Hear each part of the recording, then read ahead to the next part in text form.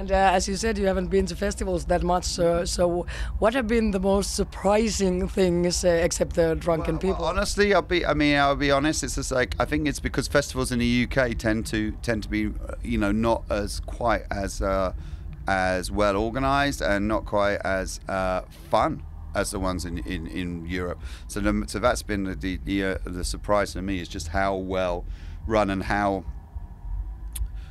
you can create a quite exciting environment in difficult conditions, because obviously you're inventing a room and a stage and a mood and everything. It's in the middle of sort of nowhere. So exactly. So sometimes that works really well, and sometimes it doesn't. And it tends to be that like a lot of the ones in mainland Europe, they're really good at it, and people enjoy them, and everything's great. The UK, not so much. They're not quite as good. They don't work as well. Maybe it's the weather. Maybe it's just people's attitudes, but it just doesn't work as well. Luckily, you weren't here on Friday when it was raining the whole evening. Yeah, but I bet everyone still had a good time, didn't they? Yeah. There you go. And for the final question, after this touring, there must have been some Spinal Tap moments.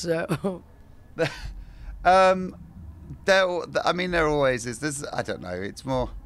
It's quite an amusing bunch of people. My favourite quote from the whole American tour is that there's some members of the band had paid for an upgrade on their flights that we were taking, and some of them we just hadn't. It was an oversight. I kind of forgot to. So one member of the band, who shall remain nameless, turned around the end of one flight and went, "Oh, you know what? If anything, that was too much leg room." And I just went, oh, yeah, thanks. So I thought that was that was a good moment. But today we because of the way the practicality, we talked about this just before. Practicality getting here today meant that it was easier for us to actually hire a small private jet and fly here from Oslo.